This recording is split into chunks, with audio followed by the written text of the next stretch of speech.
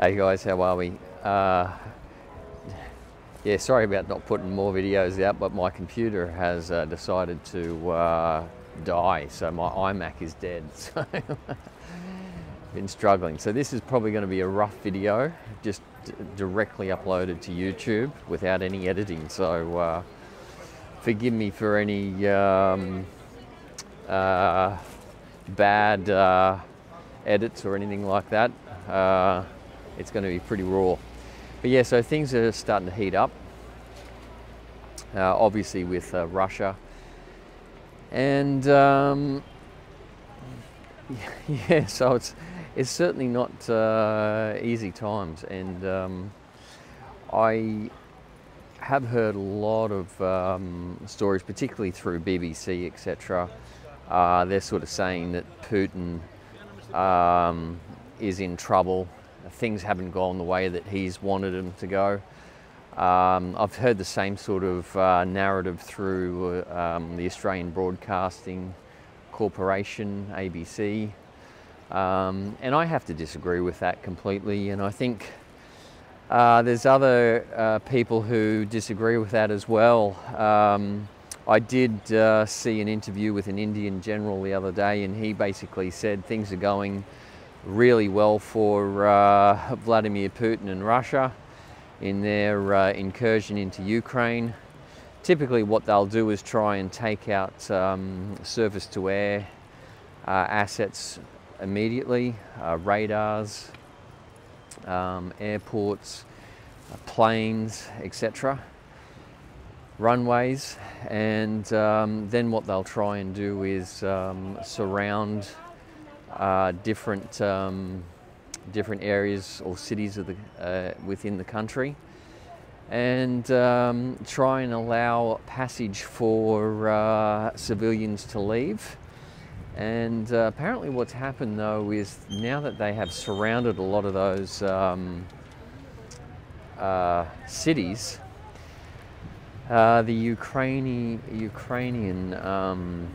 military have basically started shooting people who have wanted to leave, and that's the reports that are coming out from people who are in those cities. So it's frightening times if that's true.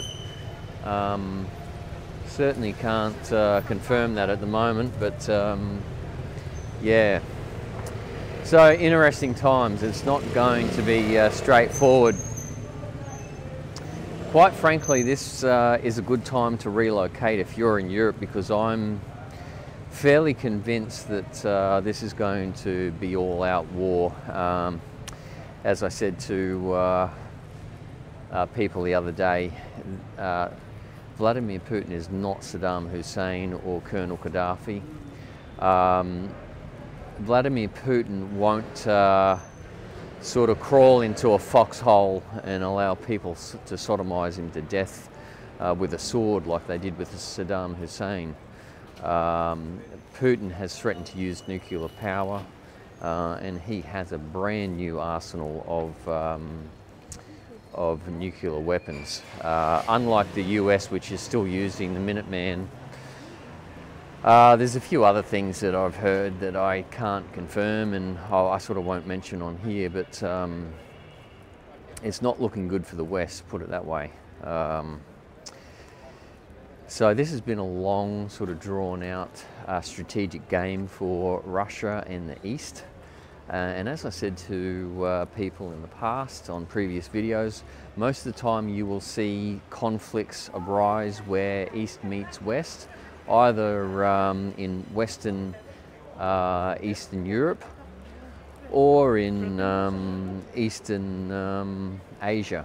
So, and typically it sort of happens through proxy. So for example, North Korea, South Korea, Ukraine, Russia, you normally see these sort of conflicts erupt, and then it drags in superpowers, and then you've got a major bloody regional war on your hands, and that's really not good, and I think that's where this is going. So from a tourist / overseas exile point of view, yeah, strongly suggest that you get your safety wings health insurance in order. And I would also suggest that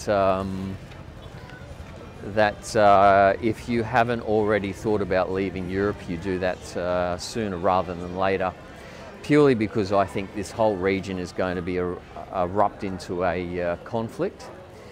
And so to give you a bit of an economic sort of background or backdrop to this, we've just gone through 2.5, probably 3 years almost of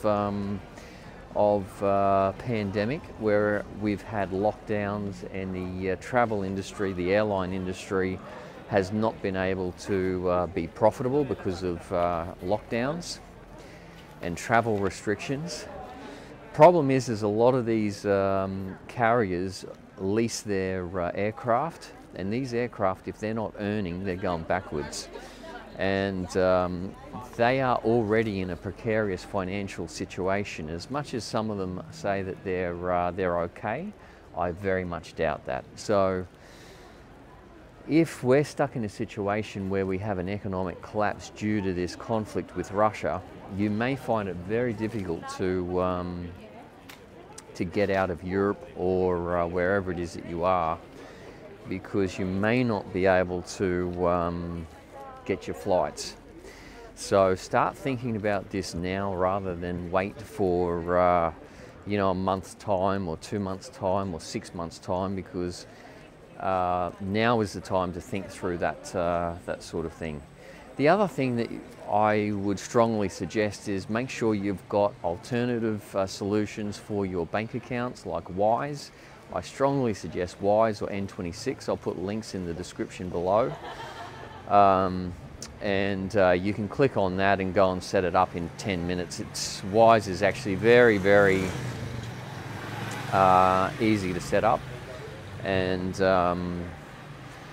yeah, it's very handy. You can actually receive in multiple currencies and then spend it on your card. If you want to be issued a virtual card, they'll issue you a virtual card in 10 minutes. And then you can basically get a physical card and they'll send it out to you. So lots of options with that. I think you do have to deposit something like 5 or 20 euro or something like that so that you can activate your card, but certainly do that, because that's a much better option to do.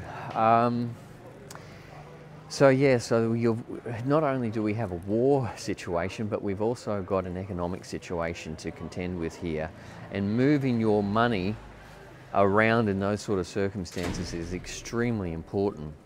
We do use, at the moment, we're using Binance a lot, and buying crypto, and then using cold storage for your cryptocurrency, which seems to be a far better way to do things, rather than just leave money in bank accounts. And trust me, we've had big problems ourselves over the last couple of weeks with banks here in Greece. Extremely hard to get things going and release funds, and there's a few times last week I had to purchase things, and then the cards wouldn't work, and so I had to shift money from one account to another bank and then use that card, and it costs you a couple of euros every time that you do it. But at least I've got the option to do that, and I've set this stuff up in the past. So Wise has come in very handy with that, so trust me with that. You definitely want something like that, just like some people need a new muffler. So certainly suggest that you get your finances sorted out sooner rather than later, because this thing is going to go south. I'm pretty convinced of this, to be honest. As much as fair income, as much as you would kind of assume that things would not be that fragile, this has been like this for a long while, and it's not easy at the moment, particularly with Russia and the EU, and yeah. So the other thing that you'll notice is that the EU hasn't restricted the airspace. If they did that, this would be an act of war in which NATO would have to act, and then you do have World War III. So just watch that. Wait for the EU to declare a no-fly zone over Ukraine, and then there's going to be some interesting times. Anyway guys, look, even if this is a rough sort of edited video, I apologise for that, but no computer at the moment. And so hopefully in the next week or so we'll have a new computer up and running and much better videos. So